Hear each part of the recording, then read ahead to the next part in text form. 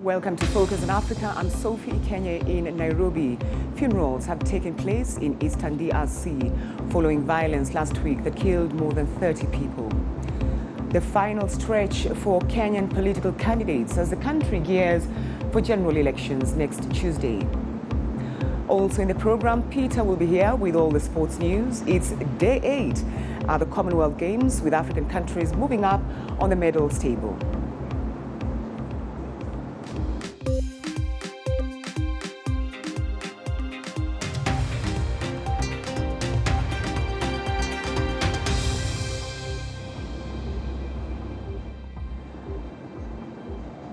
Thanks for joining us on the program. Funerals have taken place of 10 protesters killed during violence in the east of the Democratic Republic of Congo last week.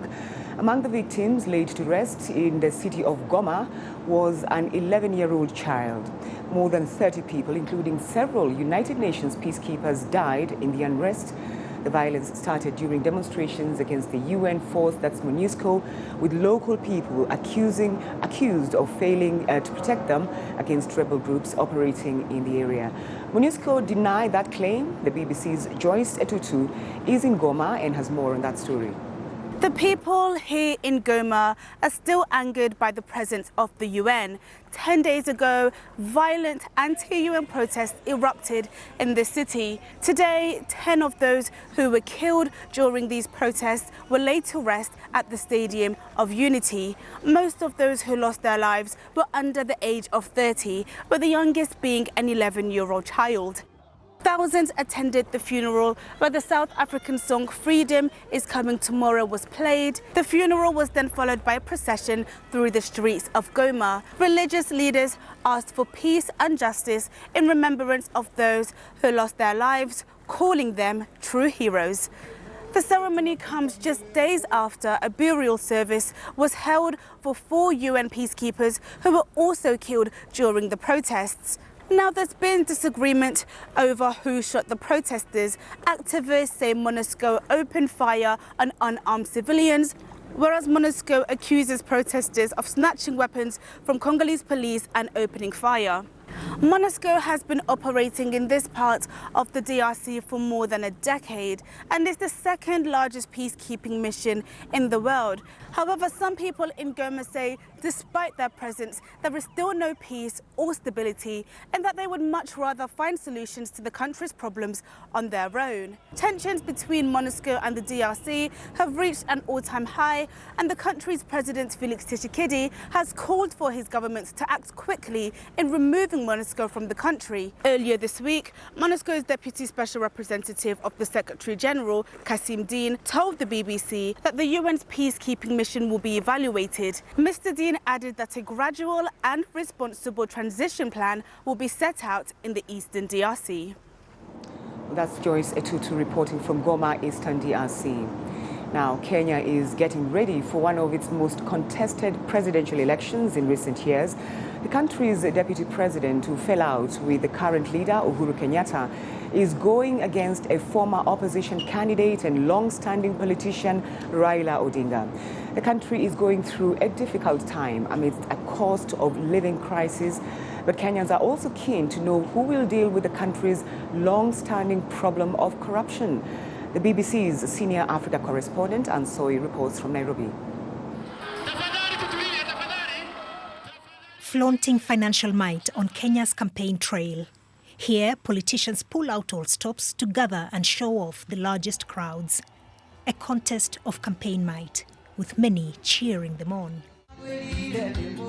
Hardly any questions are asked about its cost and how come politicians pull huge crowds every day of the week for months, if not longer. Bottom.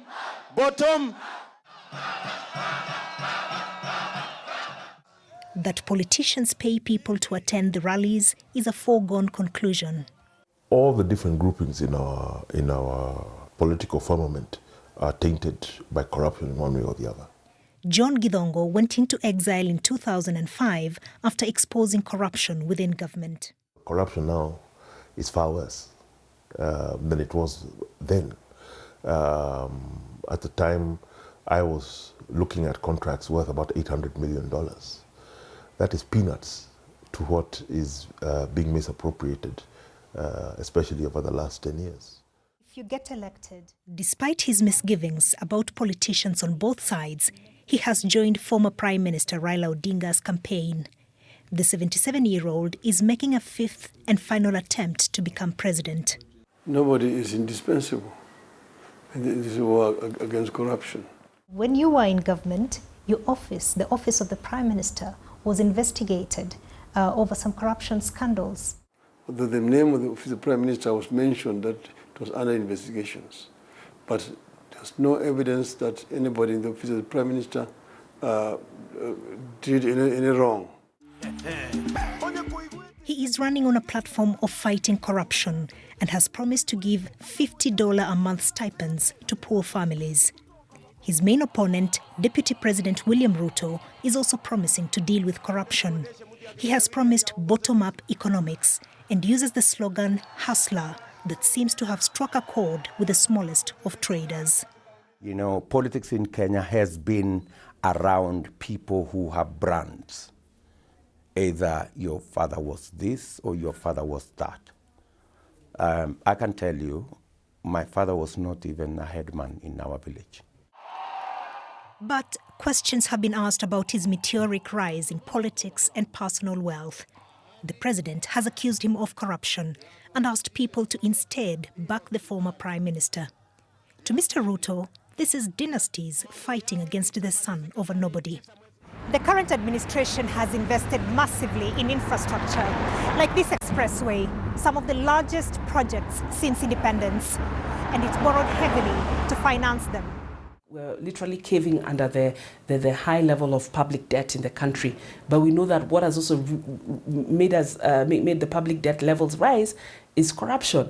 If we continue to have those corrupt people, or people with questionable integrity, ethics, and characters in office, it means we'll always struggle with in terms of ring-fencing our resources, from pilferage. This election has the same old faces in new political outfits. But whoever wins, voters do not expect much will change. And with such opulence on the campaign trail, it's hard to see how Kenya's next leader can control corruption or even attempt to end it. Anne Soy, BBC News, Nairobi. Well, this election is being watched keenly by countries in Africa.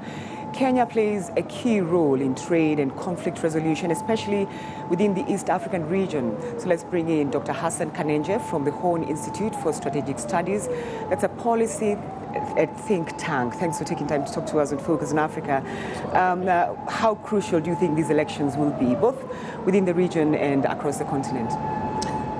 I think this is going to be the most consequential event taking place on the African continent, in part because Kenya is not only an economic and political anchor state within the region, but it's often considered as a bellwether state, especially when it comes to liberal democracy, as well as issues of governance. And so what happens in Kenya is going to be very important, not just to the region, but to the entire continent. When you say, what did you say? You said something about better weather friends. No. Can you break that down for us? Yes, it's a bellwether. It sets the trend. It's a trend setter. And exactly. So what happens here has a predictive value when it comes to how other parts, especially in sub-Saharan Africa, may actually be able to deal with issues of democracy and governance. Mm-hmm. Now, Kenya has played quite a key role in various conflict resolutions across the continent. We're talking about DRC at the moment. We're talking about Ethiopia. There is Somalia next door. How do you think, or do you think these two leaders that are currently going head-to-head at the moment in Kenya will continue with it? Do you think they will? Do you think they're interested in continuing with this kind of trend that was started? Without doubt, Kenya has been a diplomatic leader in this region for much of the last 30 years. We do not expect that the fundamentals of Kenya's foreign policy are going to change.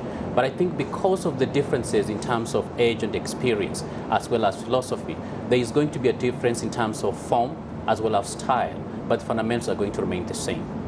When you talk about experience and form, what exactly do you mean? I mean, I know you're trying to compare the two main candidates here. Yes. Who were you talking about?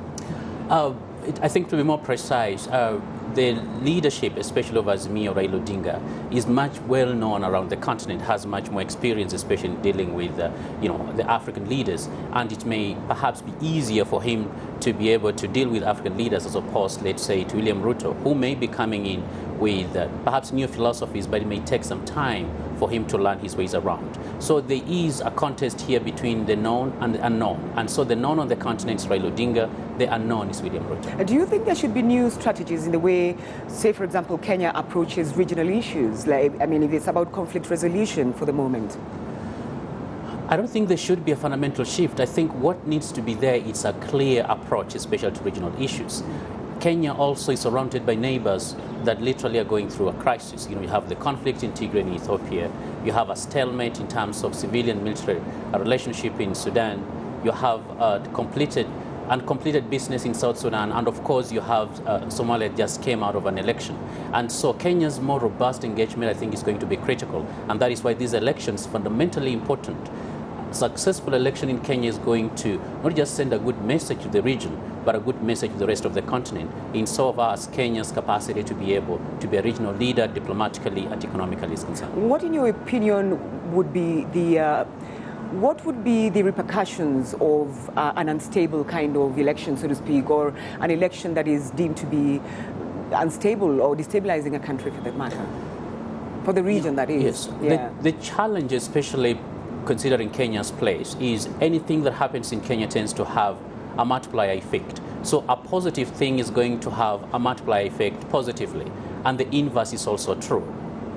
The inverse is also true. I would explain that a little. Because if the election, for instance, doesn't go very well, it's going to affect the entire region, both in terms of economics, in part because this is the economic hub of the region, but also diplomatically, and especially when it comes to the declining democracy that we witnessed in the region. I think a successful election, especially in Kenya, is going to send a very positive message with regard to liberal democracy as well as good governance. How do you think the issue of climate change, because it's also been brought up time and time again by various leaders, how do you think that has contributed to the kind of politics we're seeing today in the country? Kenya has been in the front line of the climate agenda, in part because of where it finds itself. In fact, part of the challenge that much of the Horn of Africa is actually facing, including food shortage and drought and famine, is directly attributed to climate change. Of course, a situation that has been exacerbated by the conflict in Ukraine. And therefore, this is a very critical issue for Kenya. However, it's also important to note that even as they grapple with the challenge of climate change is already fueling conflict and instability across the region, in part because of the competition over scarce resources, over water, and others. Communities are being destabilized as a result of climate change, and is an issue that we hope that the next administration is going to continue maintaining that kind of leadership, so that not just Africa, but the rest of the world can come to understand the criticality of saving the climate for generations that actually live in these countries. Is there anything you think the viewer does not know that they should know about this Kenyan election? One thing that I think is going to be important to underscore is, Kenya is not just, like any other country of the continent. It is a country that has a lot of influence.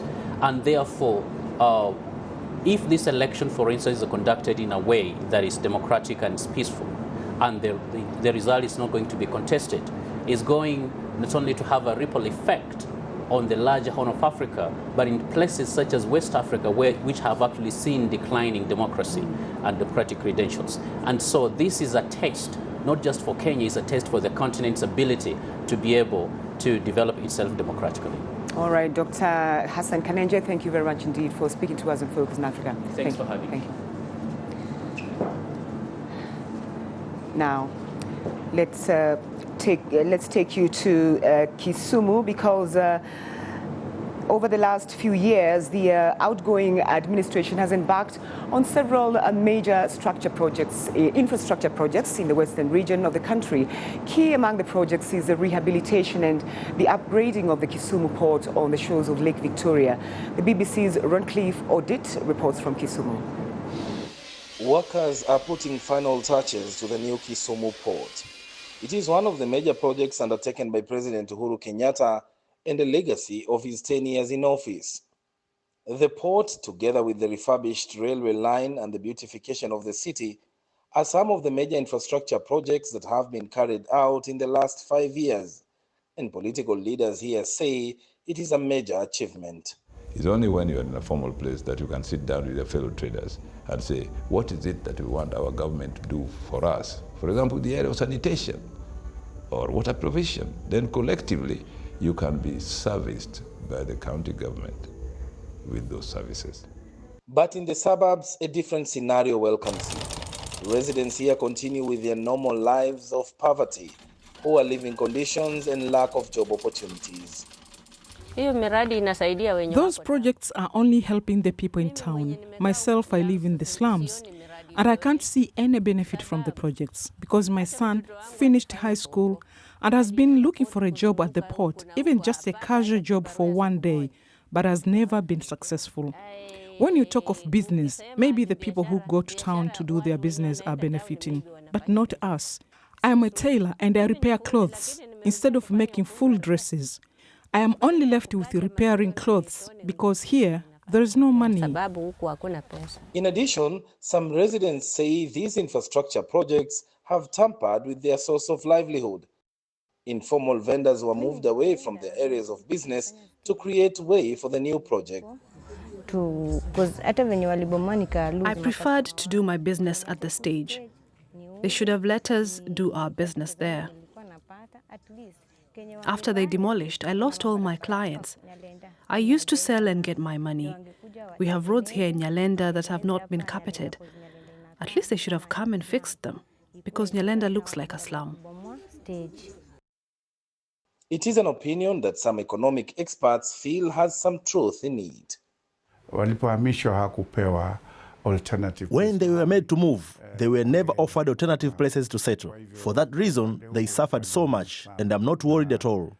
People in this region will vote. But despite all the challenges, residents of Kisumu, like those from other parts of the country, have a great desire to come out on 9th August and vote for their preferred leaders. Roncliffe Odit, BBC, Kisumu, Kenya. Well, still to come on the program, Peter will be here with all the sports news, updates from the Commonwealth Games, and a look ahead this weekend's Premier League matches.